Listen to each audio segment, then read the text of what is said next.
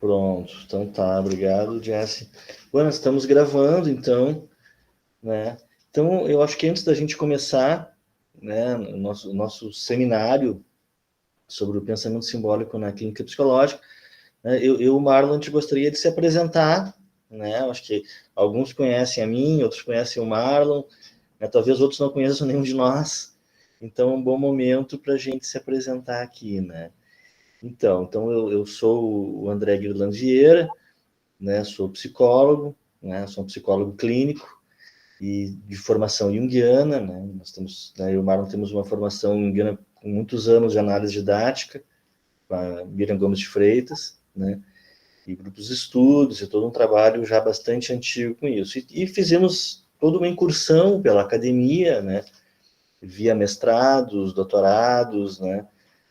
Pós-doutorados, né, onde nós procuramos sempre trabalhar nessa questão da interface do Jung, do pensamento junguiano, com o pensamento contemporâneo.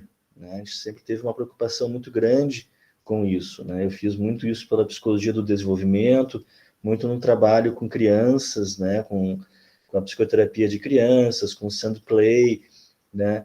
Mas muito focado nessa questão do estudo dos símbolos, do simbolismo, o simbolismo do brincar, né?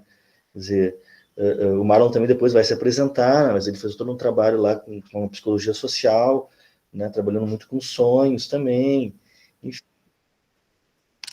estou abrindo aqui a porta para as pessoas. Né? E mais tarde, então, eu, nesse meu caminho, pela psicologia do desenvolvimento, fui fazer toda uma ponte, todo um trabalho com a psicologia narrativa, né, que é um campo da psicologia também contemporâneo, que também vai trabalhar com pensamento simbólico, né, e constitui hoje uma corrente, enfim, tanto ao nível da psicoterapia, tanto ao nível da educação, tanto ao nível da psicologia do desenvolvimento, que vai fazer essa ponte entre o pensamento simbólico, o pensamento lógico, né? E eu gostaria, né, nesse primeiro momento, né, no momento dessa primeira aula, exatamente de introduzir, né, essa primeira aula vai ser uma aula de introdução à questão do Jung, do pensamento simbólico junguiano, mas também fazendo pontes com a psicologia contemporânea. Né? Então, ela até poderia ser uma primeira ou uma última aula, né, por aí. Né? Mas eu acho que a gente pensou ela muito como uma primeira aula de introdução à questão do pensamento simbólico, mas aí eu vou falar do pensamento simbólico não só, né, do Jung, mas como do pensamento simbólico numa visão contemporânea. Né? Não sei, Marlon, vou deixar para tu te apresentar. Beleza. Bom, boa noite, pessoal. Como o André estava falando, alguns conhecem o André, outros conhecem a mim. Não sei se tem alguém... Bom, deve ter algumas pessoas que conhecem os dois. As pessoas que me conhecem provavelmente vêm das universidades nas quais eu lecionei, da UX, UNEX, UNESC, UFSC, não deve ter ninguém, mas bueno. Então, esse percurso, o meu percurso em Jung, na verdade, começou com o André, que eu era aluno de graduação da URGS em 94, eu acho. Por aí, 94 ou 95. E o André era mestrando e foi meu professor duas vezes, eu fiz duas vezes a disciplina, que era a disciplina de Jung, né? Era uma disciplina optativa. Então, desde lá, eu venho, digamos, essa é meu norte, a minha linha de trabalho, na academia, dando aula e mestrado, doutorado, etc., mas também como psicólogo clínico, né? Desde 99, eu acho, comecei em consultório e no ambulatório da Cruz Vermelha. Então, agora a gente, depois de muitos caminhos diversos, eu fui para a Espanha fazer doutorado duas vezes e voltei, dei aula em vários lugares, enfim. A gente estava a fim de, enfim, expor de novo o nosso trabalho, né, focando em Jung, focando na clínica, e sempre com esse pensamento de criar pontes, digamos, com outras teorias, mas especialmente com outras disciplinas. Essa interdisciplinaridade sempre foi uma característica tanto do Jung quanto do André e minha e do grupo do qual, os grupos dos quais a gente participou. Também, antes do André começar, eu queria falar que para algumas pessoas eu falei no início do grupo do WhatsApp, mas aí as pessoas que foram entrando não têm acesso a essas mensagens, né? De que o propósito desse curso, um curso gratuito, é de, bom, mostrar o nosso trabalho, enfim, espalhar Jung, né? Espalhar a semente do Jung e da psicologia que ele trabalhou e que nós trabalhamos também, mas também mostrar um pouco do nosso trabalho na clínica e, posteriormente, aprofundar tudo isso no núcleo de estudos junguianos e ofertar mais cursos, cursos pagos, supervisão, grupos de estudo, etc. Tá? Então, bem-vindos, e eu passo a palavra para o André. Então tá. Bom, então vamos começar então, né, essa nossa palestra de hoje sobre o pensamento simbólico na clínica psicológica e particularmente o Jung, né? Eu acho interessante assim essa questão, né, quando a gente pensou essa questão do Jung, da clínica psicológica, a gente pensou exatamente nessa interdisciplinaridade, né? E como até a questão da psicoterapia hoje passa muito por um caminho interdisciplinar, a gente também fica pensando em toda essa questão mesmo da utilização dos sonhos, da utilização, né, da linguagem simbólica nas psicoterapias contemporâneas. Eu acho que essa é a questão, entende? Porque, é claro, o Jung foi né, o cientista que aprofundou esse tema na história da psicologia. Certamente ninguém foi tão fundo quanto ele no estudo do pensamento simbólico, dos sonhos, né, do brincar, da linguagem artística. Né, as interpretações dele são, né, são profundas, né, e fazem todo sentido, né, e são leituras, vamos dizer assim, do pensamento simbólico e da personalidade humana que conversam com outras disciplinas, né?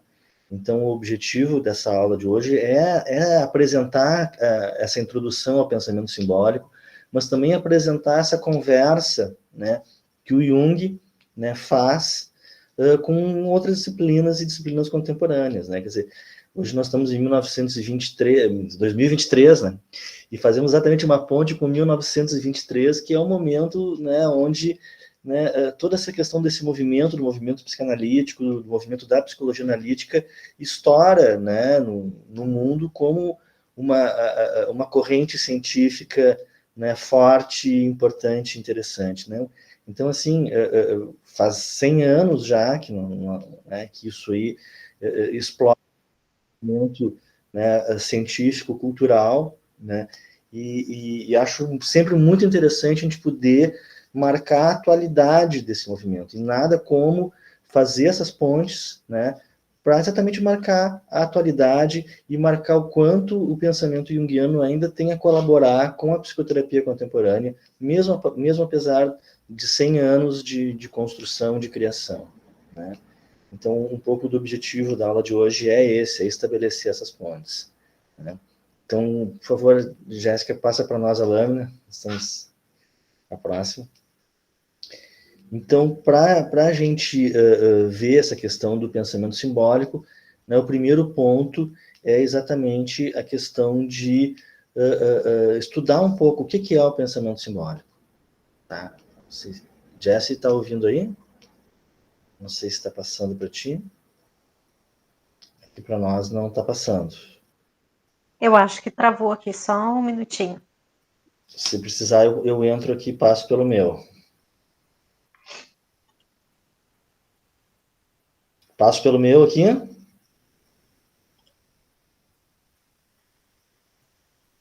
Só um minutinho, peraí. Deixa eu ver se eu consigo aqui, já te aviso. O pessoal está chegando ainda aqui, também estou abrindo as portas.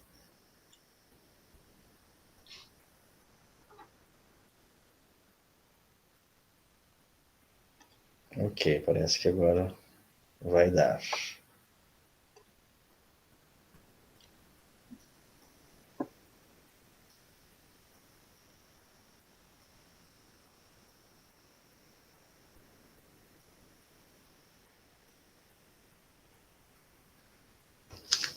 Estão fazendo experiências, né? Aqui ainda não entrou a segunda.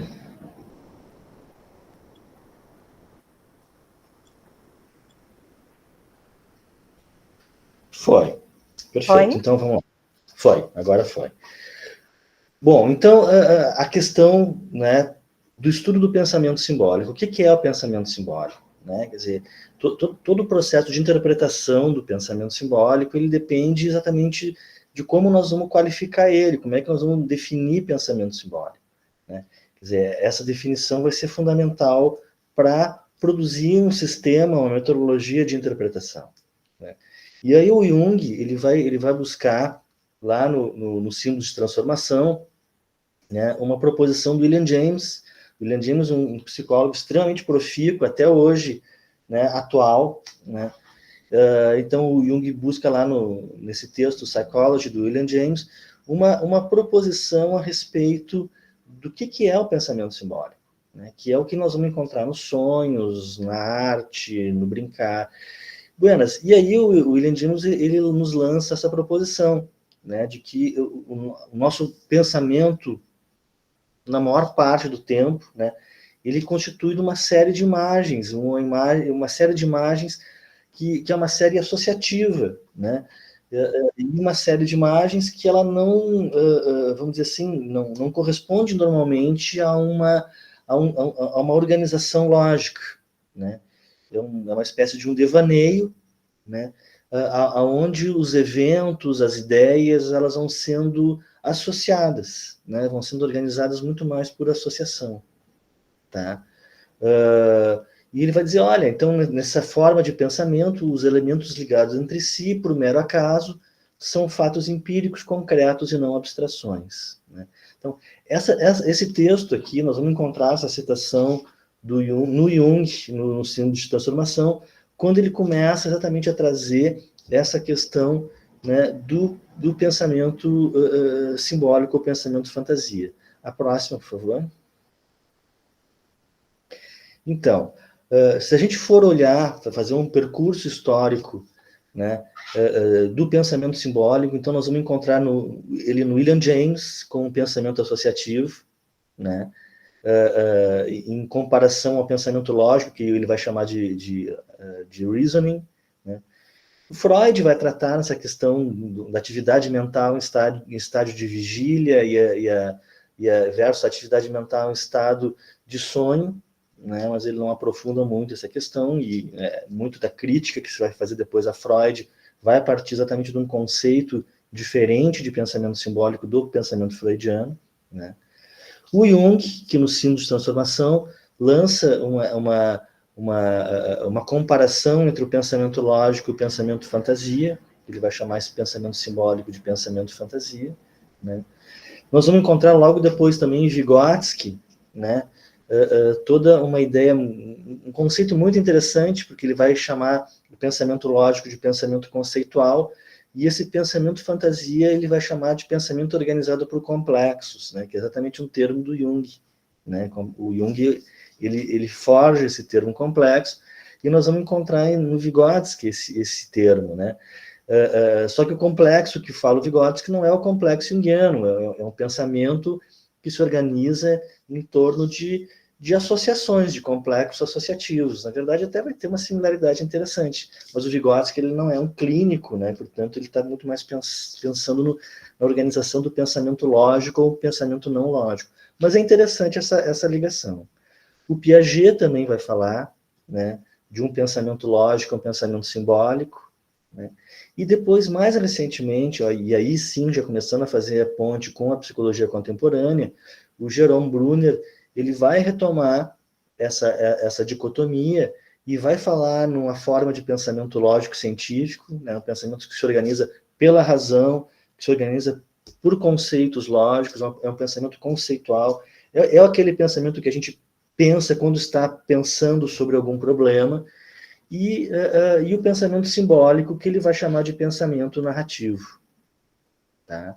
E aqui a gente vai encontrar uma definição mais contemporânea, né, para esse estudo do pensamento simbólico no pensamento narrativo. Né? Então, os estudos de narrativas e do pensamento narrativo vão estar trabalhando com esse pensamento fantasia que a gente fala, com esse pensamento associativo, com esse pensamento por complexo, pensamento simbólico, né? Então, essa é uma atualização interessante e importante da gente ter em mente para conseguir entender um pouco a atualidade do pensamento do Jung e como a gente está lidando, com que conceitos nós estamos lidando com ele na atualidade. Então, por favor, o próximo slide. Então, pegando o Brunner, então, que é esse autor mais atual, né? Então, vamos ver essa conceituação mais contemporânea, né, do pensamento simbólico. Então, em primeiro lugar, o pensamento lógico-científico, que é aquele pensamento racional, né? O Brunner vai dizer, olha, esse pensamento lógico-científico é um pensamento que tenta construir um sistema formal e matemática de descrição e explicação. E é aquele pensamento que a gente utiliza na academia, né? Aquele pensamento que a gente utiliza para tentar encontrar uma relação de causa e efeito, tentar encontrar uma relação lógica entre dois fenômenos, né? Ele emprega categorização ou conceituação, é um pensamento que trabalha com conceitos, né? E as operações pelas quais as categorias são estabelecidas, instanciadas, idealizadas e relacionadas umas às outras a fim de formar um sistema. Esse é o pensamento lógico, é um pensamento conceitual, por conceitos, por categorias, né? A gente conceitua o mundo e organiza o mundo conceitualmente, e esse é o pensamento lógico, ou pensamento lógico-científico. Próximo, por favor. Buenas, já o pensamento narrativo, ele vai ser uma forma de pensamento ligada, vinculada à imaginação, né? E que vai conduzir à construção de histórias boas, de dramas envolventes, relatos históricos críveis, embora não necessariamente verdadeiros, né? Quer dizer, o pensamento narrativo, ele está ligado à produção de uma história, e de uma história impactante, de uma história que toque as pessoas, né? Quer dizer, a criação de boas histórias está ligada à forma desse pensamento narrativo, que é o nosso pensamento simbólico, né? Então, esse pensamento trata das ações e intenções humanas e das vicissitudes que marcam seu curso. Quer dizer, aqui, novamente, né, isso o Jung propõe, e o Vygotsky também depois traz isso, né, que a imaginação ela não é algo que nos afasta da realidade, né? A imaginação é uma forma de lidar com a realidade. E por isso, sim, quer dizer, ela também trata das ações humanas, das intenções humanas, do que acontece com a gente na vida, mas de uma maneira que não necessariamente corresponde, né, àquela verdade nua e crua, objetiva, empírica, vamos dizer assim. Ela pode trazer uma verdade, vamos dizer assim, uma narrativa, uma história sobre a vida fantasiosa também, mas sempre vai estar ligada à intenção humana e às ações humanas. Próximo slide, por favor. Beleza, então aqui a gente tem uma comparação entre essas duas formas de pensamento, o pensamento lógico, o pensamento narrativo ou simbólico, né? Então, o pensamento lógico vai trabalhar com conceitos e com categorias lógicas, né? Que a gente organiza o mundo em categorias, em classes, em uma organização inteligível. Já o pensamento simbólico narrativo, ele trabalha com imagens, né? São imagens que se justapõem, que têm alguma relação com aquilo que eu estou vivendo, mas não necessariamente uma relação lógica, vai ser uma relação associativa, tá?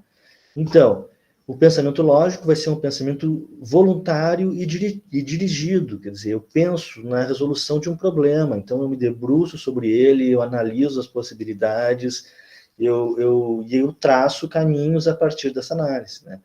Já esse pensamento narrativo, simbólico, ele vai ser involuntário e associativo, quer dizer, eu vou devaneando, mas nesse devaneio me ocorrem ideias, imagens impactantes, vamos dizer assim, né?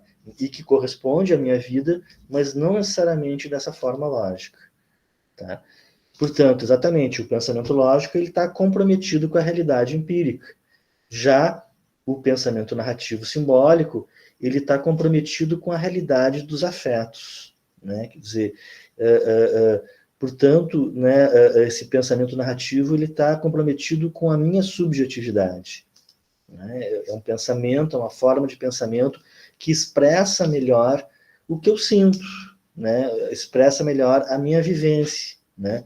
Quer dizer, e ele vai representar esse meu sentimento a respeito dessas vivências de uma forma, da melhor forma possível. É essa a ideia. Tá?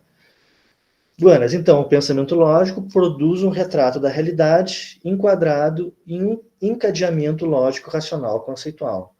E o pensamento narrativo produz imagens e produz narrativas. Né? Quer dizer, basta a gente... Né, o sonho talvez seja um dos exemplos mais pujantes, assim, da gente ver o efeito do pensamento simbólico e né, em relação ao pensamento lógico, onde a gente se defronta com imagens impactantes, com histórias impactantes que os sonhos criam a nós, né?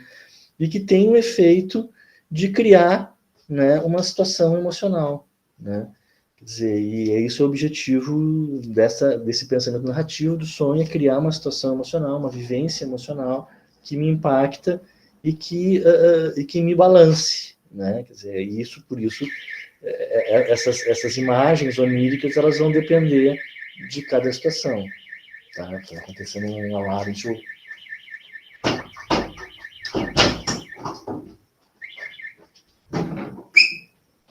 Trancando aqui a janela para ver se veda um pouquinho o som. Buenas, então, o pensamento lógico produz ciência, né? E o pensamento narrativo produz arte. Né? Essa é a questão fundamental que entra aí. Né? A arte está ligada a essa forma de pensamento narrativo, enquanto que a ciência está ligada a uma forma de pensamento lógico. Próximo, por favor.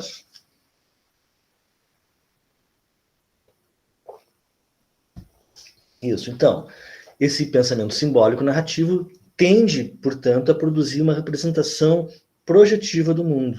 É essa a questão. Né? A arte é, portanto, uma expressão da interioridade, quer dizer, toda a arte, toda a expressão simbólica, ela vai ser uma expressão da interioridade das pessoas. Né? Essa vai ser a questão fundamental aí, né? Principalmente válida para a arte contemporânea, evidentemente. Então, próximo, por favor. Buenas. Aqui entrando nessa questão da arte, né, principalmente se a gente tomar essa perspectiva junguiana, né, é interessante a gente pensar no lugar da arte no romantismo alemão. Por quê? Por que isso? Né? Por dois motivos. Em primeiro lugar, porque realmente aqui a gente tem uma referência importante acerca da arte. Em segundo lugar, porque o Jung vai tomar essa referência, essa vai ser referência do Jung para construir, né, a sua semiótica. A semiótica junguiana vai ser uma semiótica do romantismo alemão, principalmente do Schelling, né? E ele vai, então, aqui a leitura romântica, ela vai ser uma base, vamos dizer assim, para o entendimento da linguagem artística, né? E essa base, né, o Jung nunca vai abandonar, né? E essa base vai ser uma base que vai, né, até hoje servir realmente como um alicerce para a construção do nosso entendimento a respeito do pensamento simbólico. Tá? Então vale a pena a gente se debruçar um pouco sobre essa base, né, e ver um pouquinho essa questão, né, dessa leitura da arte através do romantismo alemão. Então, em primeiro lugar, né, o romantismo alemão ele vai propor que a arte é uma representação das questões universais do ser humano. Essa vai ser uma proposição fundamental dentro do romantismo alemão. O romantismo alemão, na sua interpretação da arte, ele constrói, vamos dizer assim, né, uma psicologia. Né? Quer dizer, porque as questões universais do ser humano são questões psicológicas, são questões das vivências humanas. Né? Quer dizer, o ser humano ele vive conflitos, ele vive questões, ele vive impulsos, né? E tudo isso, né, vai aparecer, né, na arte, particularmente, né, na mitologia. Né? Quer dizer, aqui o romantismo alemão ele retoma toda a questão da riqueza da mitologia grega como sendo, né, enfim, uma produção cultural que teve essa capacidade de trazer os conflitos humanos, né, e representá-los numa forma de imagens e de histórias, né, e de narrativas, enfim. Né? Então, quer dizer, a matéria da arte, né, vai estar nesses universais, né, que vão ser a mitologia. Então, esse é o elemento básico. E aqui, se a gente pensar mesmo, né, fico pensando assim, na própria questão, né, por exemplo, da sexualidade representada como Afrodite e Eros, né, e os desdobramentos dessas histórias, né, o conto de fada Eros e Psique, que funda muito a nossa disciplina, a psicologia, né, quer dizer, as próprias versões, né, do mito de Afrodite, quer dizer, nós temos toda uma riqueza, né, dessa questão da sexualidade, do papel da sexualidade, do amor, na construção do nosso mundo cultural. Tá? Aqui é uma questão fundamental do nosso entendimento da arte e do pensamento simbólico. Próximo slide, por favor. Tá? Então é isso, quer dizer, os deuses da mitologia, né, aqui eu estou usando um termo do Schelling, né, são as ideias da psicologia e da filosofia consideradas objetiva e concretamente, quer dizer, né, os gregos, eles personificaram esses conflitos, né, personificaram essas características humanas, essas funções psicológicas humanas nos deuses. Então, a gente tem, né, uma grande deusa, né, Vênus, ligada à sexualidade, à reprodução, à geração, né? Depois temos outras deusas também ligadas à própria questão da geração. Estou pensando aqui Deméter e Perséfone, pensando mesmo na ligação, né, e na história da psicologia feminina, onde Deméter e Perséfone vão ter um papel super importante, né? O próprio sonho vai aparecer como sendo um personagem, o Oneiros, né? O sono também aparece como um personagem, quer dizer, todos esses elementos humanos aparecem como personagem, como deuses, com os quais nós, seres humanos, nos relacionamos. Tá? E isso vai ser lido de uma forma bastante interessante, não é simplesmente uma esquisitice, né? No sentido de que nós, seres humanos, nós não temos controle, né, sobre essas funções, né? Quer dizer, nós não temos um controle sobre a nossa sexualidade, sobre o nosso desejo sexual, nosso desejo afetivo. Nós não temos um controle sobre o nosso sono, entende? Quer dizer, a gente não decide, agora eu vou dormir, agora não vou dormir. Não é assim. A gente também não tem um controle sobre os sonhos, né? A gente não tem controle sobre muitos aspectos de nossas vidas, né? E é interessante que esses aspectos das nossas vidas, que a gente não tem controle, são exatamente, para usar uma linguagem mais contemporânea, externalizados, vamos dizer assim, em figuras de deuses com os quais a gente tem que manter um diálogo para viver a nossa vida humana, né? Porque no momento que a gente entrar em conflito com algum desses elementos, com alguns desses deuses, vamos dizer assim, dentro de nós, né, nós vamos ter problemas em algum aspecto da nossa vida, né? Porque eles, na verdade, eles são funções psicológicas com as quais a gente convive o tempo inteiro. Tá? Essa é a questão. Tá? Então é por isso que os românticos vão dizer que a mitologia expressa protótipos da psicologia da humanidade. Próximo slide, por favor. Tá. E aqui vem uma ideia muito interessante que o Jung também vai tomar, que é uma ideia do Schelling, né, que ele vai dizer assim, olha, que o mundo dos deuses ele não é objeto nem do mero intelecto, nem da razão, né? Temos, pois, de compreendê-lo exclusivamente com a fantasia, né? No sentido de que, ok, a gente pode até racionalizar sobre essas coisas como nós estamos racionalizando agora, dizendo, então, ok, o Oneiros é um deus do sonho, né? Eros está ligado à sexualidade, né? Tudo bem, isso também é uma racionalização, mas a vivência disso, né? Ela é uma vivência que vai ter que ir para além dessa racionalização, né? E é por isso que o Schelling vai dizer, né, que essas figuras dos deuses cobram para si um mundo, uma existência independente para a fantasia.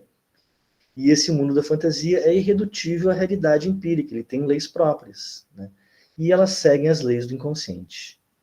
Tá? E aí a questão do inconsciente, que já surge lá no romantismo alemão como um elemento fundamental, como um conceito fundamental, ele vai ser retomado aqui pelo Jung, exatamente nesses modelos, né, do romantismo. Tá?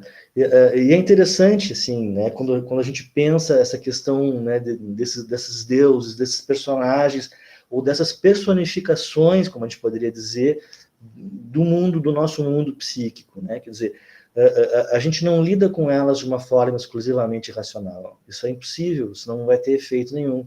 A gente tem que lidar com essas figuras de uma forma afetiva, né? E isso a gente faz como? A gente lida com elas nos sonhos, né? Os sonhos vão ter um papel fundamental de trazer essas figuras até nós numa vivência impactante. Ou na imaginação ativa, por exemplo. O Jung trabalha, né? Tem saído recentemente o Red Book, né? Onde ele traz as imaginações ativas dele. Quer dizer, ali, na imaginação ativa, nós temos a produção de uma vivência, né? Com esses personagens da nossa interioridade, vamos dizer assim, que são inesperadas, porque a gente não inventa isso do nada, elas meio que surgem, vão surgindo na nossa fantasia, com as quais a gente mantém diálogos, né? E com as quais a gente experiencia vivências emocionais, porque esses personagens, elas são, né, aspectos, são personificações das nossas emoções também, né? Então, quer dizer, na verdade, né, a terapia, e a própria terapia na junguiana, ela não se limita a uma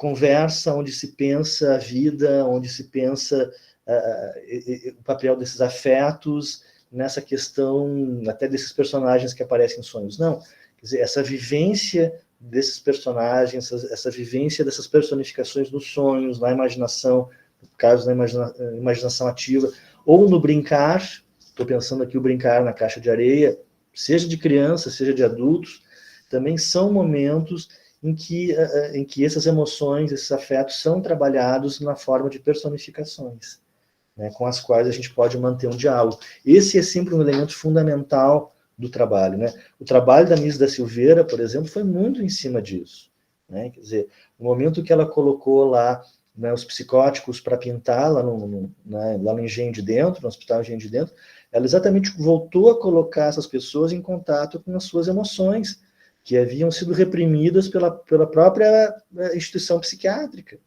né? Quer dizer, então, quem já viu, né, os vídeos dela, lê os livros dela, fica muito impactado com uma pessoa que foi internada há 30 anos atrás, de repente ela vai lá para o ateliê de pintura e retrata aquela vivência que ela viveu há 30 anos atrás e com a qual, através da qual ela foi, né, internada no hospital. Né? Quer dizer, pô, mas como é que uma vivência fica aprisionada, né, uma emoção fica aprisionada há 30 anos e depois, quando a pessoa vai reviver ela, revive com toda a intensidade que tinha antes, né? Quer dizer, buenas, é isso, os afetos precisam ser trabalhados. Se não forem trabalhados, eles permanecem reprimidos, permanecem não trabalhados. Né? E geralmente de forma mitológica, né? De forma arquetípica que aparece.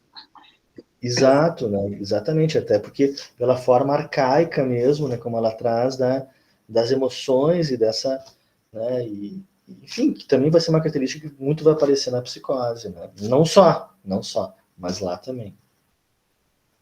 Beleza. Próximo slide, por favor. Então, no movimento psicanalítico, né, essa questão do mito, ele vai aparecer tanto no Freud como no Jung, né? Quer dizer, o Freud ele toma, né, as tragédias de Édipo e Electra, né, que são as mais conhecidas, como referências, e acho interessante o fato dele ter tomado tragédias, né? Depois eu quero retomar isso mais no final, né? Mas o Jung ele vai aprofundar essa questão aí, né? Em primeiro lugar, mostrando, né, que através dos arquétipos, né, do estudo dos arquétipos, que esses temas, né, mitológicos, né, eles não se limitam a essa problemática de Édipo e Electra, em primeiro lugar, né? Que nós vamos encontrar histórias, mitologemas, nós vamos encontrar temas, né, muito mais amplos do que aqueles que giram em torno das questões de Édipo e Electra. E mesmo essas questões do incesto, elas vão aparecer com uma outra característica, né, diferente da característica sexual proposta pelo Freud, mas vai aparecer com uma característica, também com uma característica de uma ligação, de uma dependência, né, ao materno, né? E como toda um desafio que é posto, né, um desafio heróico, né, tem toda a questão do mito do herói aí, né, de se descolar dessa mãe, né, desse materno, dessa imagem materna, que é um materno que ao mesmo tempo que acolhe, que protege, mas também é um materno que impede o desenvolvimento e a individuação da pessoa, né, do sujeito, né? Então, o Jung vai identificar essa questão em vários mitos, né? Até porque essa ligação à mãe, essa dificuldade de se descolar, ela pode aparecer de formas muito diferentes, né? E o Jung mostra como a mitologia é capaz de dar conta das diferenças, né, de atuação desse arquétipo materno, né, em relação ao desenvolvimento das pessoas, problematizando questões diferentes, né? Mas não apenas essas questões, há outras questões também, há questões ligadas ao complexo paterno, né, há muitas outras questões. Mas aqui surge toda a questão do mito do herói, né, como um elemento fundamental, né, dentro desse processo de individuação, que vai ser um tema fundamental para o Jung, né, que é esse processo exatamente de construção da própria personalidade, né? Quer dizer, é uma ideia que a mim me parece muito interessante, né, da nossa vida como um drama, né, que decorre ao longo de toda a nossa vida, onde a gente luta contra forças, né, luta contra um destino, vamos dizer assim, né, do qual a gente não controla. Uma coisa meio por ali, assim. Próximo slide, por favor.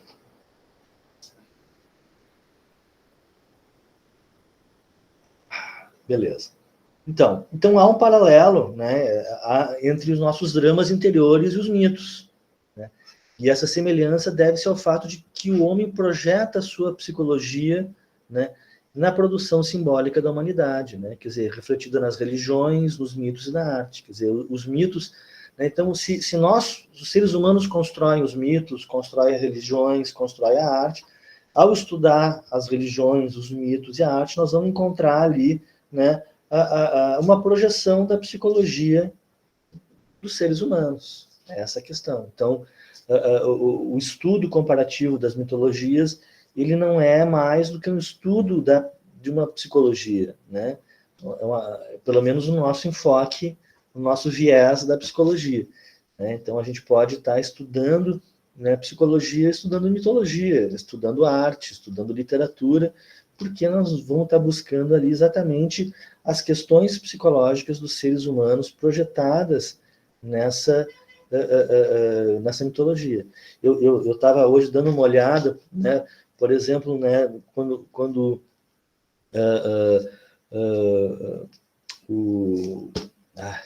fugiu o nome agora. Quando o James Joyce escreve Ulisses, né? Quer dizer, ele não é por acaso que ele dá o mesmo nome, né, daquele personagem principal da Odisseia, que funda, vamos dizer assim, a literatura universal, né? Quer dizer, a Odisseia e a Ilíada vão ser fundantes da nossa literatura ocidental, quer dizer, e aí, quer dizer, quando Joyce ele escreve Ulisses, ele está fundando o romance moderno, vamos dizer assim, né? E eu acho que ele tinha uma consciência disso, né? E ele escolhe exatamente esse personagem como o nome do seu personagem, entende?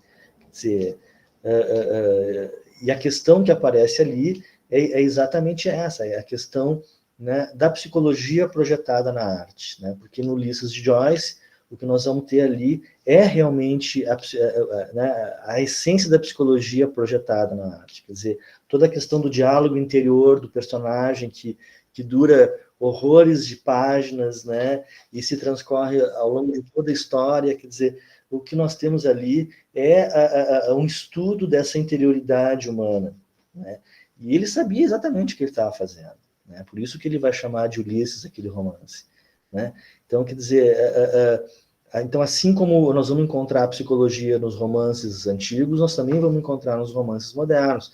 Assim como os romances antigos têm a mitologia como base, os modernos também vão ter, né? O Joyce está nos dando um pouco essa dica, vamos dizer assim, né, de como nós reproduzimos aqueles padrões, até porque aqueles padrões foram muito bem observados e reproduzidos nas suas histórias. Então, vejam bem, aqui já antecipando um pouco, né, a questão da arte mesmo, ela aparece como projetiva e ela aparece realmente como um retrato da nossa interioridade. E se a gente souber ler a arte como um retrato da nossa interioridade, essa é uma análise psicológica, né, nós vamos descobrir muita coisa a respeito da nossa contemporaneidade, a respeito do autor que está escrevendo, né, ou a respeito do nosso paciente que nos escreve também, ou que produz algum quadro, alguma pintura. Próximo, por favor.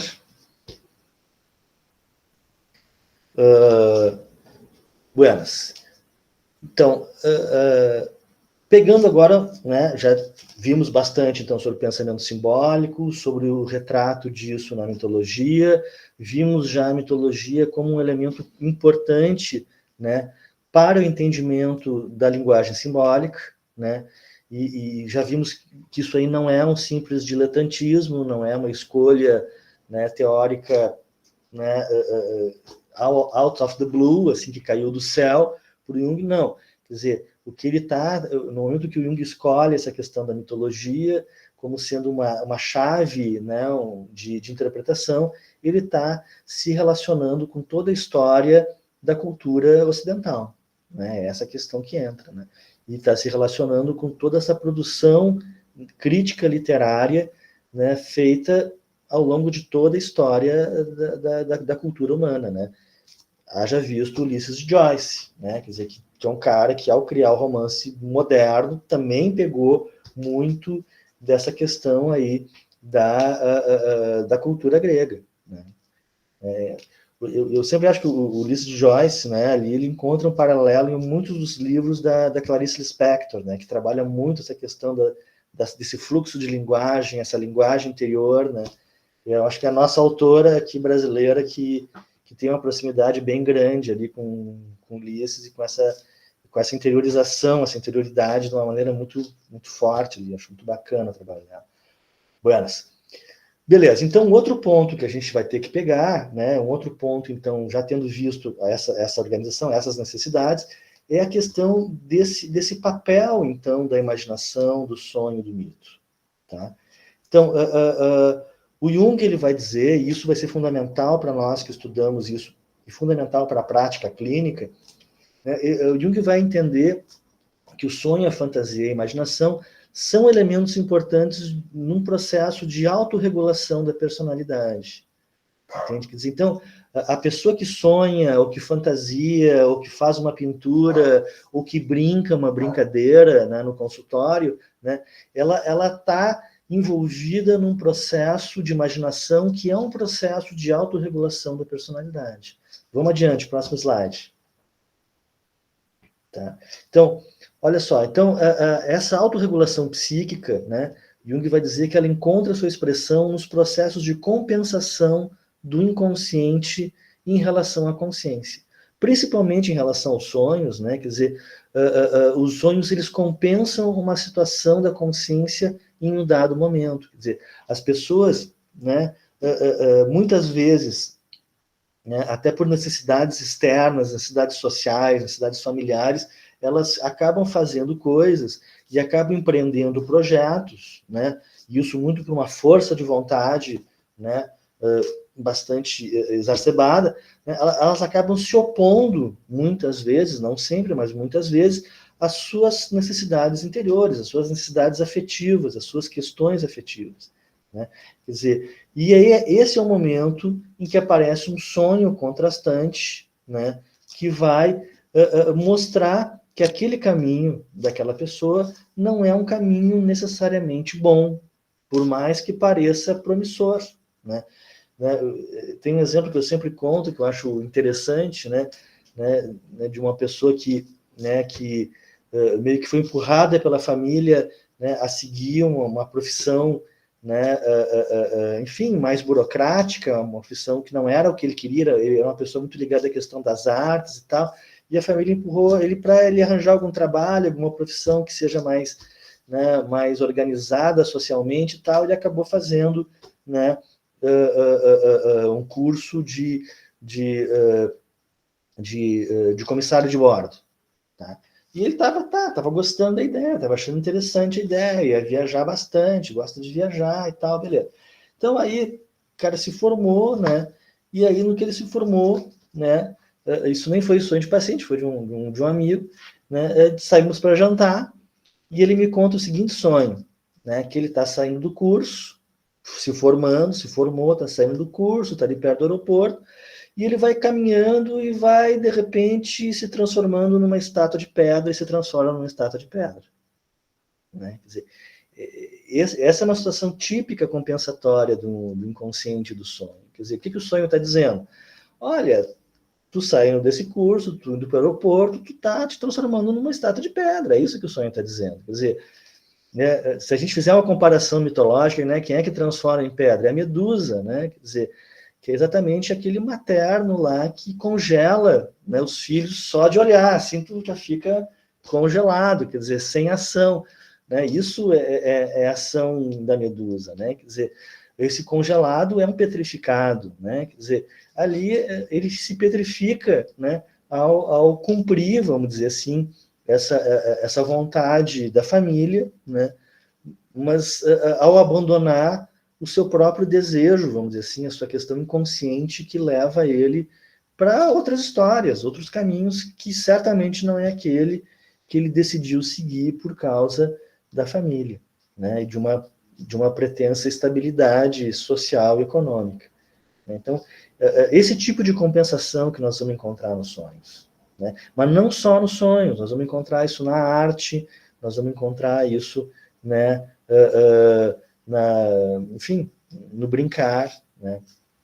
Aí temos ali uma pergunta sobre pessoas que raramente sonham. Né? A gente diria, assim, né, exatamente, que raramente lembram dos sonhos. Porque a gente sonha, todo mundo sonha o tempo todo, mas as pessoas raramente, tem muitas pessoas que não lembram realmente dos sonhos, né? Mas se começarem a prestar atenção, se começarem, né, tipo, a fazer terapia, que é um espaço onde o sonho é cobrado, né, trazido, as pessoas começam a se lembrar. Né? Então, isso muitas vezes, né, eu e o Marlon já vimos isso, né, de pessoas que não sonham, que de repente, começam a sonhar. Né? Ou melhor, começam a se lembrar dos sonhos, porque na verdade todos sonham. Né? Quer dizer, o estágio REM é um estágio do sono importante, né? E é nesse estágio que a gente sonha. Né? Okay. Então, próximo slide, por favor.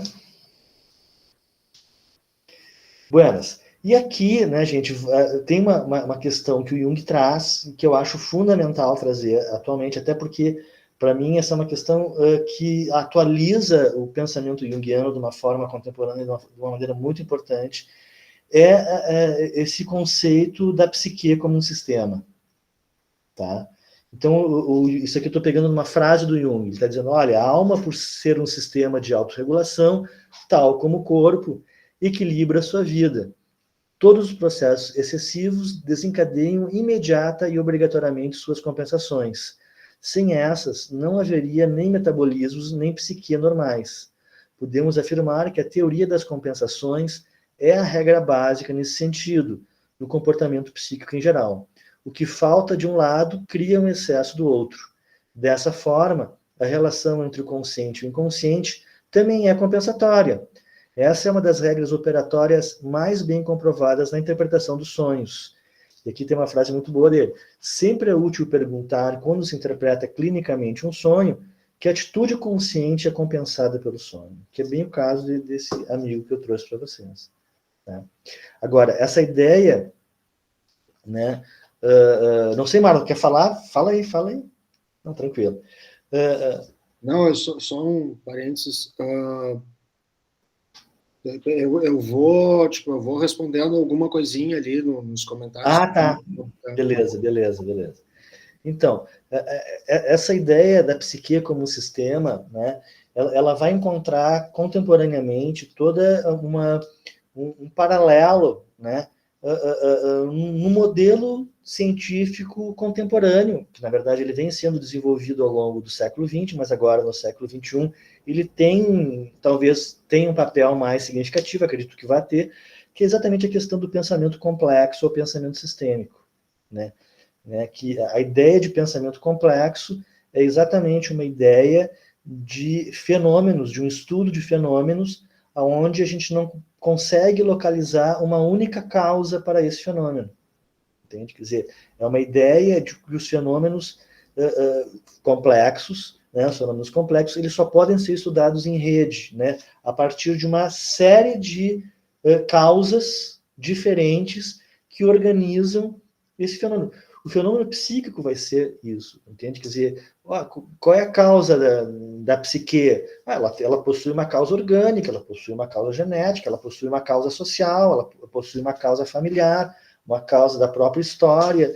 Quer dizer, são muitas causas que se entrelaçam como uma rede para definir, para organizar aquilo que a gente pode chamar da nossa identidade, nosso self, nossa personalidade, né? Quem nós somos, né? Quer dizer, o quem nós somos, ele não é só definido organicamente, geneticamente, nem só socialmente, também familiarmente, todos esses componentes se juntam na construção de nós mesmos, né? Então, quer dizer, isso é um fenômeno complexo. E no momento que o Jung traz essa questão da psique como um sistema, ele está trazendo essa ideia de um pensamento sistêmico, que é a questão do pensamento complexo. Quem vai estar trabalhando muito hoje é o Capra, né? O Friedrich Capra, né? O Edgar Morin é um cara que trabalha muito hoje isso. Quer dizer, são autores de campos diferentes, né?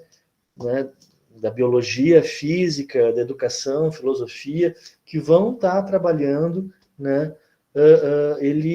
Essa questão aí do pensamento complexo ou sistêmico. Né? Okay. O Marlon está respondendo aos inscritos, né, Marlon? Vai lá, então. Então, próximo slide, por favor.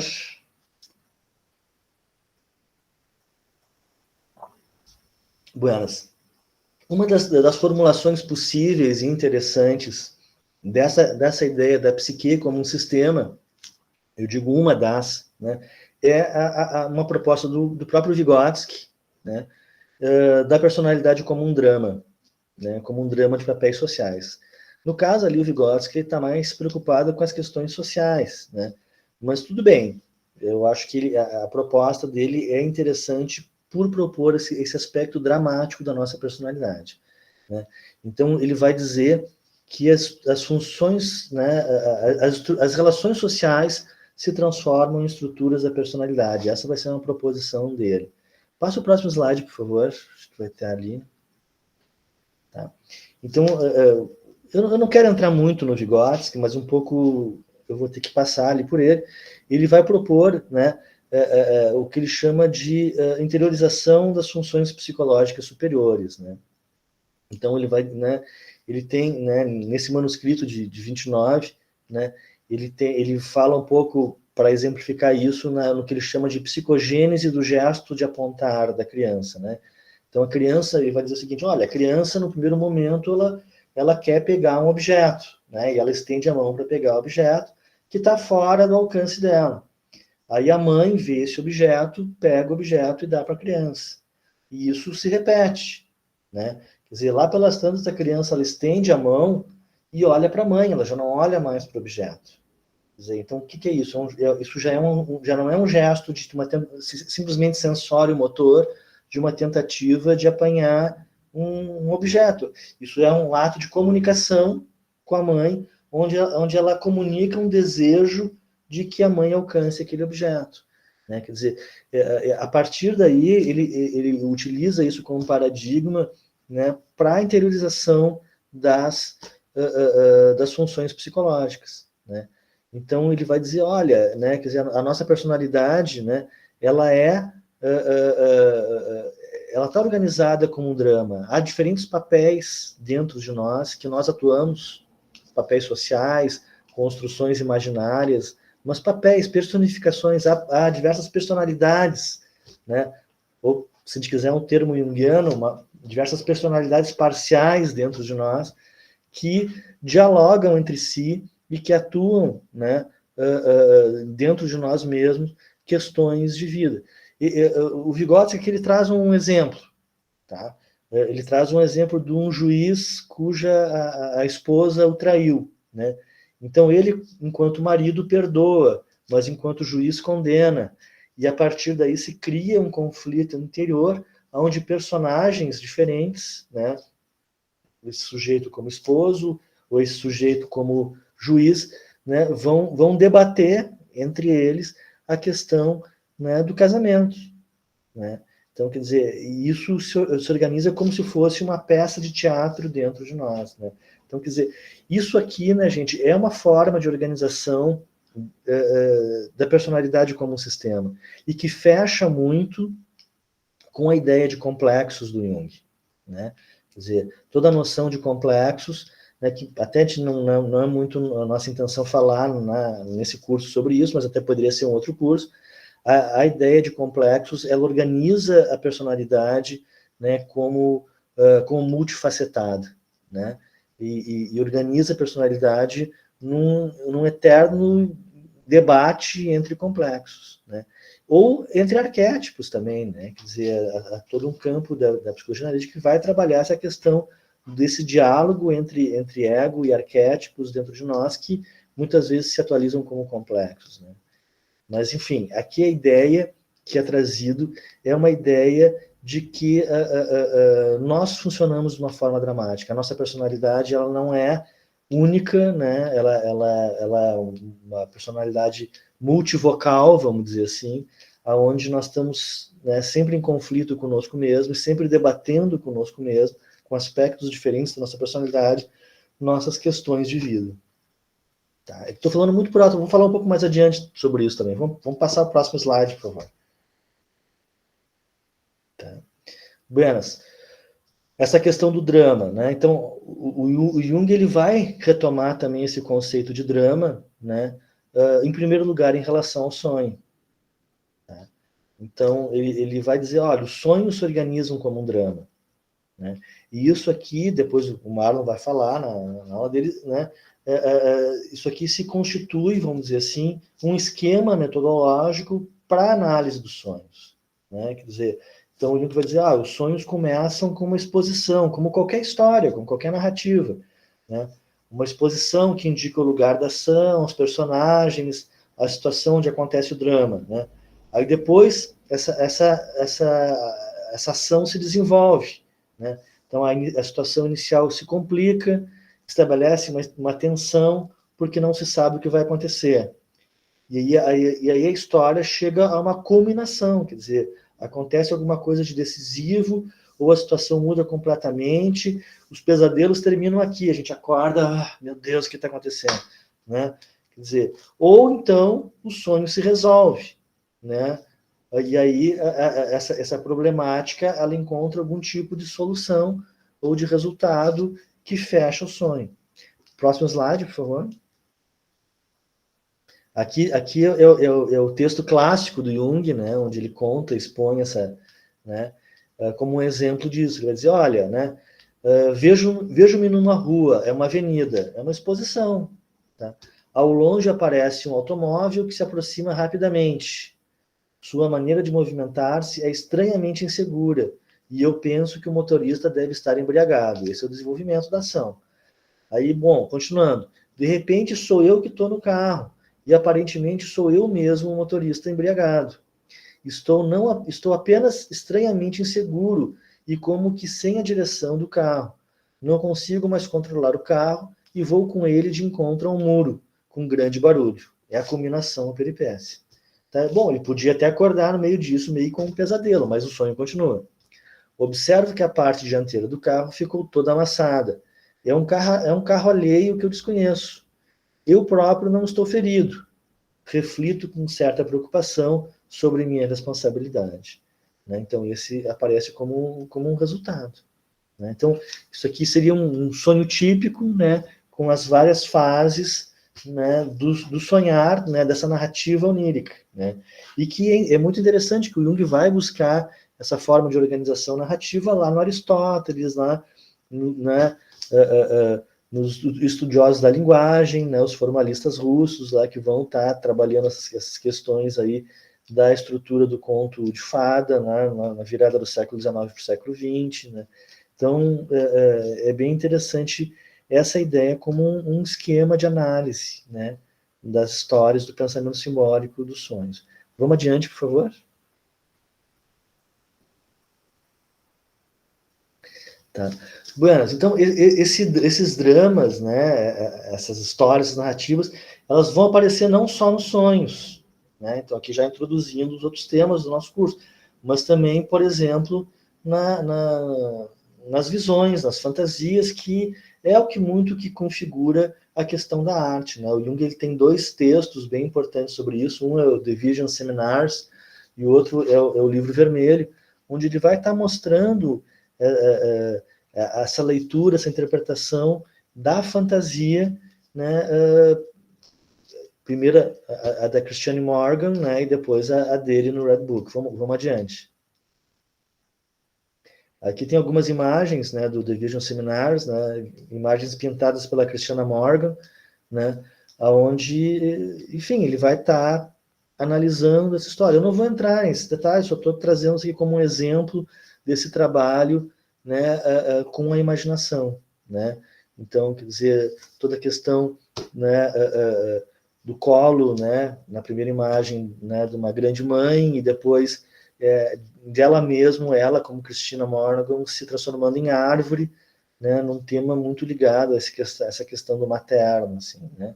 A Christina Morgan, para quem não conhece, ela foi parceira do Henry Murray na construção do TAT, né, que é um teste psicológico muito utilizado até hoje. Então, ambos construíram esse teste, né, e ela pintou os desenhos do teste, as primeiras pinturas, né, os primeiros desenhos foram dela, desse teste aí do TAT. Né, então, é uma personagem, né, da psicologia, né, desse mundo da psicologia, bastante importante, bastante conhecida até agora. Vamos adiante, por favor. Aqui também imagens do Red Book, né? Imagens da Fannis, né? A imagem do monstro, né? Frutos dessa imaginação ativa também aí do Jung, onde ele vai estar lidando com esses dramas interiores e pintando esses dramas interiores em histórias, né? Quer dizer, aqui aparece muito também dessa metodologia de trabalho, né, com a fantasia, com o fantasiar, nessa tradução, vamos dizer assim, dessas imagens interiores, dessa fantasia, em pinturas, nesse caso, né? Poderiam ser histórias também escritas, o Jung fala, pode ser, essas fantasias interiores podem ser dançadas também, elas podem ser tocadas em música, não interessa a linguagem artística que se utilizar, o que interessa é que elas sejam transformadas em uma linguagem, né, que possa ser externalizada, exatamente. A gente tem que poder escutar, ouvir, ver essas imagens para poder manter algum tipo de comunicação, de diálogo com elas. Né? Elas têm que se transformar em vivências, né, que não fiquem só, né, numa fantasia interior, elas têm que ser exteriorizadas. Né? Vamos adiante, por favor. Tá. No brincar também, né, a gente vai ter essa questão dessa expressão, dessa dramatização dos conflitos. Né? Então, isso acontece também no brincar. Vamos adiante. Aqui eu trago um caso, né, que eu trabalhei, que de repente eu trabalho com vocês depois, quando a gente for ver a questão do brincar, que é o caso da Silvia, que é uma é uma menina de 12 anos, né, que veio muito infantilizada, né, e aqui essas 4 imagens, elas mostram 4 momentos da terapia, né. Aqui não dá para muito ver tão bem na imagem, mas a primeira imagem, né, seria o rei, a rainha e as princesas, e é um mundo onde só há crianças, né. Há crianças em 2 berços, há crianças andando de cavalinhos, e o rei e a rainha, né. Na segunda imagem aqui, que aconteceu, né, semanas, né, meses depois da primeira, aparece uma moça ali tentando entrar num castelo onde tem um bar, onde tem um pub, né? E aí tem um casal de polícias que não deixam ela entrar, né? Aqui nessa terceira imagem é a mesma moça, né? Separada da família com um cercado e com um bebê, né? E aí a quarta imagem é uma imagem onde essa moça comprou, né, os móveis da sua casa e ela própria cuida de um bebê, né? Quer dizer, é todo um processo de transformação de criança numa menina, né, que aparece aqui, né, através dessa questão, né, desse confronto com esse casal de pais e com essa questão do bebê, né, com essa fantasia, né, de um filho como uma fantasia, né, que leva ela em direção ao crescimento, leva ela em direção à individuação. Então, para ver como essas também fantasias, esse drama interior aí, que no caso era um drama de uma dificuldade em crescer, né, aparece também nas imagens do brincar, né. E depois a gente vai, a ideia é que a gente veja isso com mais detalhe numa aula específica. Vamos adiante, por favor? Tá. Buenas. Então, essa questão dramática, então, eu gostaria de retomar um pouco isso, né? Ela fecha bastante com essa questão dessa ideia sistêmica da psique, tá? E aí, de uma ideia, né, de um drama interior que nós vivenciamos o tempo todo, principalmente em todas as questões importantes e que implicam dúvidas, nós estamos vivenciando um drama interior, uma discussão interior entre pontos de vista, entre personagens, entre aspectos do eu diferentes que se debatem, né, por uma decisão, vamos dizer assim, né?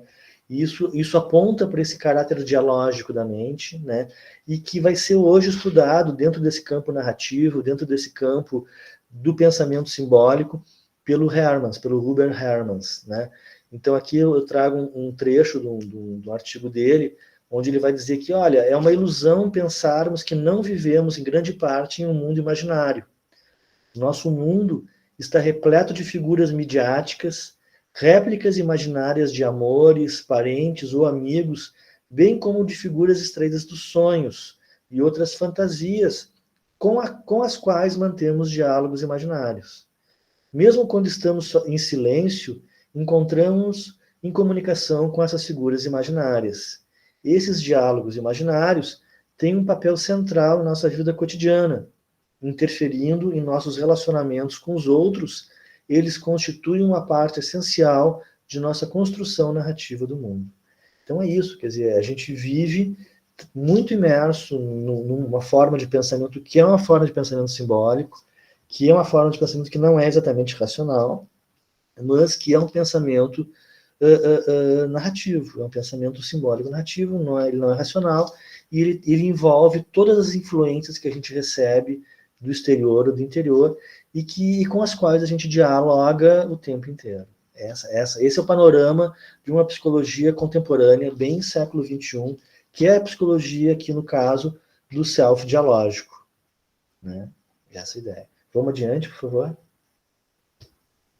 Tá? E aqui eu acho muito interessante até citar esse livro da Jones e do Morioka, que é Jungian and Dialogical Self-Perspectives, né? Quer dizer, perspectivas, né, junguianas e dialógicas a respeito do self, né? Então, que vai trabalhar exatamente essa questão do self dialógico, tanto na psicologia, né, mais século XXI, né, e ele entra muito a TCC nesse caso, e o construcionismo social, com a psicologia analítica, né? Então aparece toda essa ideia do self como um palco onde de uma diversidade de vozes, ou complexos, ou arquétipos, em diálogo ou conflito, né? E o self como um drama, né? Então essas são ideias bem importantes, bem interessantes, e que trazem o Jung para uma discussão contemporânea acerca dessa própria dialogicidade do self, né? Que no Jung vai aparecer principalmente na psicologia dos complexos, né? Onde os complexos eles são personalidades parciais que habitam a nossa interioridade e com as quais nós temos o tempo inteiro dialogando. Tá? Essa é a questão fundamental aí. Tá? Próximo slide, por favor. Tá. Buenas, então, essa questão do self-dialógico, ele é um aspecto da psicologia narrativa contemporânea que vai ter a ver com essa questão das histórias de vida, né? Então, enfim, quer dizer, a questão do entendimento histórico, da construção histórica do ser humano, né, da personalidade, ela é fundamental, e ela é fundamental dentro da própria psicologia junguiana, né? Quer dizer, isso surge desde lá da psicologia dos complexos, né? Quando a gente pega o Jung lá trabalhando complexos, né, ele vai estar trabalhando a história de vida das pessoas, né? Então, isso sempre vai ser um elemento fundamental. Tá? Então, a ideia, né, é de que nós somos construídos pela nossa história. Né? A história tem um papel fundamental na nossa construção. Né? E a gente conta e a gente vivencia essa nossa história como um drama. Tá? Então, há momentos que a nossa história é vivenciada como uma tragédia, há momentos que a nossa história é vivenciada como uma comédia, mas a gente vivencia a nossa história como um drama. E essa vivência, ela é uma vivência fundamental, né? E é um aspecto fundamental da nossa psicologia, né? E aí eu acho que o Freud acertou muito bem ao escolher a questão do Édipo e Electra, porque ele está trabalhando essa questão do drama, né? Embora ele pegou um outro viés, né? Mas essa ideia do drama eu acho muito interessante, muito interessante. Quer dizer, então a psicoterapia nesse caso ela nos coloca a tarefa de compreensão desse drama, né? Da força do destino sobre nós e do quantum de liberdade que nós temos para mudá-lo. Essa é a grande questão da psicoterapia. Entende? Quer dizer, a gente entender o quanto essas forças do destino, que são as forças da nossa história, da nossa, a questão da transgeracionalidade entra aí como um elemento fundamental, né? Quer dizer, são as questões transgeracionais, as questões sociais que nos atravessam e que atuam sobre nós, né, como um destino, como algo sobre o qual a gente não domina, né? E aí o que a psicoterapia trabalha é nessa investigação desse quantum de liberdade, né, nessa quantidade de liberdade que nós temos para conseguir lidar com o nosso destino, para conseguir eventualmente mudar esse nosso destino. Essa é a questão fundamental da psicoterapia, acredito. Próximo slide. Tá?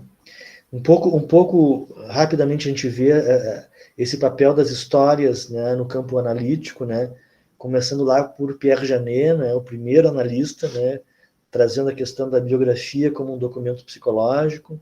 Depois, os casos clínicos do Freud são um exemplo interessante também desse papel da história na organização da personalidade, né, a teoria dos complexos do Jung também. O Henry Murray vai trabalhar a questão das autobiografias, né? Ele vai ser um super estudioso de biografias, o Murray. Né? Mais contemporaneamente, né, o Roy Schaeffer vai trabalhar a questão da narração no diálogo psicanalítico. O Spence vai trabalhar com essa ideia de verdade histórica e verdade narrativa, né? Pensando essa questão da interpretação na análise. E mais recentemente, no século XXI, já em 2001, o McAdams vai trazer essa questão da psicologia das histórias de vida, né, como um elemento importante, né, de ser trabalhado, de ser pensado na construção do self. Passando para o próximo slide. Tá? Nós vamos encontrar desdobramentos do papel da história de vida, por exemplo, na psicoterapia sistêmica, né? Aqui é a psicoterapia familiar sistêmica do White e Epstein, né? Esse livro é o Narrative Means to Therapeutic Ends. Ele é um clássico dentro dentro da psicoterapia narrativa e também das terapias de família, né, onde ele vai exatamente trabalhar essa questão da construção histórica, da narrativa, da organização narrativa como uma forma, né, das pessoas se organizarem, das famílias se organizarem e como uma forma da gente tratar também essas pessoas, né, olhando para essa história. Próximo slide também, por favor. Na TCC, né, a gente vai ter o Hubert Ehrmans, a teoria do self dialógico, que eu falei acima. A gente também vai ter o Vittorio Guidano, né, trabalhando com uma psicologia complexa do self, né, onde ele traz uma abordagem desenvolvimental da psicopatologia, da psicoterapia. Gosto muito do Guidano, um cara muito interessante, né. O Gergen, com construcionismo social, também não dá para deixar de citar ele, né, trazendo toda essa questão da construção cultural, né, da personalidade, do self. E o Oscar Gonçalves, mais próximo nosso, português, com a psicoterapia narrativa. Talvez a primeira formulação, né, de uma psicoterapia narrativa, certamente a primeira individual, né, trazida ali pelo Oscar Gonçalves. Né, que, enfim, que até tive uma certa ponte com ele, porque foi ele que conseguiu para mim o pós-doutorado em Portugal lá, né? Eu falei com ele e eu fui trabalhar lá com uma aluna dele, né? E um trabalho bem interessante lá, que eu trabalhei com psicoterapia narrativa. Vamos adiante, por favor. E aqui, acho que aqui nós já estamos no nosso penúltimo slide, né? E trazendo exatamente um texto daquele livro do Jungian and Dialogical Self-Perspectives, né? do Kawai, né? O Kawai é um terapeuta junguiano japonês, né? E ele traz uma questão que eu acho maravilhosa, assim, que a questão é a seguinte: ele vai dizer, olha, né, como é que tu traduz psicoterapia ou psicoterapeuta para o japonês? Tá? Ele vai dizer, olha, essa é uma tradução complicada, né? E que a tradução de psicoterapeuta para japonês é contador de histórias.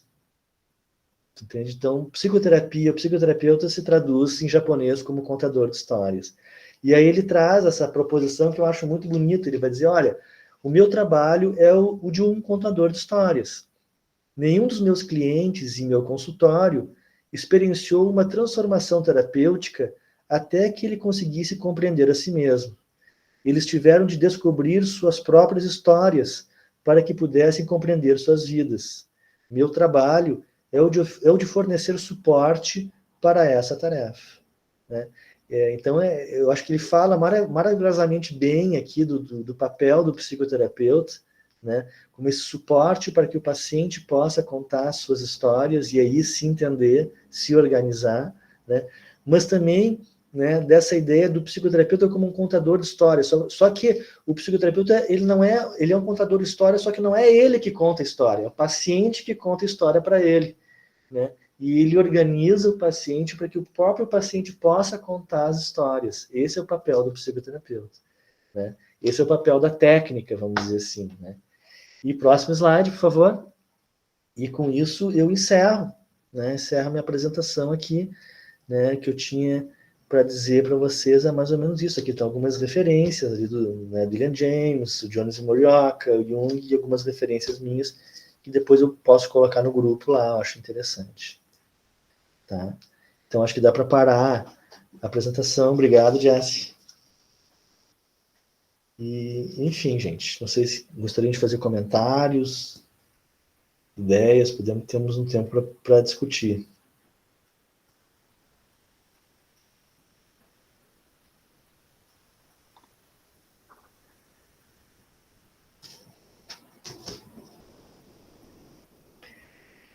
Mas não sei, acho que se não temos mais comentários, acho que fechamos nossa hora e meia, né? Então, semana que vem, nós vamos estar de novo aqui, né? Aí o professor Marlon vai apresentar a questão da interpretação dos sonhos, o trabalho com sonhos, vai explorar, aí sim, em profundidade, quer dizer, essa foi uma aula introdutória, né? Introduzindo a questão do pensamento simbólico, né? E contextualizando também a psicologia analítica na contemporaneidade. Eu acho que esses eram os dois objetivos que a gente tinha com essa aula, a introdução e a contextualização da psicologia analítica no século XXI. E é isso. E a partir, então, da aula que vem, nós vamos trabalhar mais profundamente, então, né, sonhos, né, o brincar, né, da criança e a linguagem artística ali, né, também bastante citando o trabalho da Anísia da Silveira, né, que o Marlon vai trabalhar. Então, gente, eu acho que é isso, então. Agradeço a presença de todos, espero que tenham aproveitado a nossa palestra e vamos nos encontrar. Eu acho que estamos inaugurando aí um nosso pequeno núcleo de psicologia analítica, que esperamos possa prosperar em muitas atividades e muitos trabalhos aí interessantes e muitas parcerias, né? Ok? Tava muito tri. Que bom. Obrigada, boa noite, estava excelente. Obrigado, Parabéns. boa noite. Próximo aula comigo, segunda que vem. Isso aí. Pessoal, só acho que antes da gente sair, vamos abrir as câmeras e tirar uma foto para registrar, então a gente sempre esquece, né? Boa, boa. Tu tira aí, tu consegue tirar? Consigo, vou deixar só o pessoal se arrumar, me deem um ok aí quando puder. Então tá, vamos lá. 1, 2, 3 e... Foi uma. Vamos tirar mais uma para aparecer todo mundo. Só um pouquinho. Ver se eu consigo botar todos na tela.